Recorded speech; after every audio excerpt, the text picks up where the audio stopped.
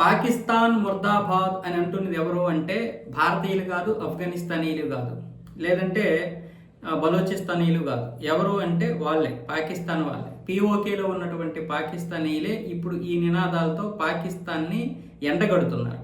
ఇలా నినాదాలు చేస్తున్నారని చెప్పి పాకిస్తాన్ ఏం చేస్తుంది, వాళ్ళ ఇంటర్నెట్ కట్ చేస్తుంది, కర్ఫ్యూ విధించింది, బయటికి రానివ్వడం లేదు, వాళ్ళ మీద దాడులు చేయిస్తుంది.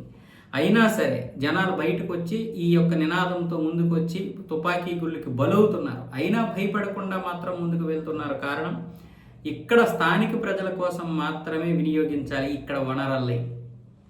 ఈ వనరులు బయటికి వెళ్ళిపోతున్నాయి. పైగా ఇక్కడ రాజకీయాల్లో పాకిస్తాన్ తన యొక్క ప్రభావం చూపిస్తుంది. అంటే ఇక్కడ 45 స్థానాలు ఉంటే అందులో 12 రిజర్వేషన్ పేరు చెప్పి కాశ్మీరీ శరణార్థులకి అని చెప్పి పాకిస్తాన్ వాళ్ళని నిల్చోబెట్టేసి రావలపిండి, కరాచీ, ఇస్లామాబాద్కి చెందినటువంటి ముస్లింల చేత ఓట్లు వేయించేసి వాళ్ళని గెలిపించేసి అక్కడ రాజకీయంగా బలంగా ఉండడం కోసం ప్రయత్నాలు చేస్తుంది పాకిస్తాన్.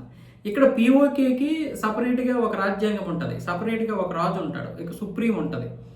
కానీ కంట్రోలింగ్ అంతా పాకిస్తాన్ చేస్తుంది. పాకిస్తాన్ చేసినా వాళ్ళకి ఇప్పటివరకు బాగానే ఉంది. కానీ ఇక్కడ ఉగ్రవాద సంస్థలు విపరీతంగా పెరిగిపోయి సొంత పెత్తనం ఎక్కువైపోయి ప్రజల్ని అక్కడ నాశనం చేస్తున్నారు. అందుకే ఇప్పుడు ఈ ప్రజలు పాకిస్తాన్లో కలవడానికి ఇష్టపడడం లేదు.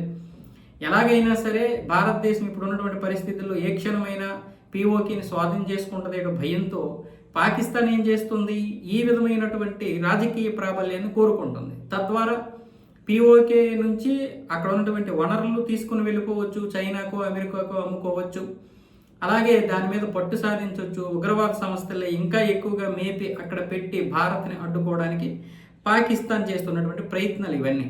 కానీ అక్కడ ప్రజలకి ఇవన్నీ కాదు కావాల్సింది, మా బ్రతుకు మాకు కావాలి, మా ఉనికి మాకు కావాలి, మా వనరులు మాకు కావాలి. దానికోసం వాళ్ళ ఉనికి కోసం వాళ్ళు పోరాటం చేసుకుంటున్నారు.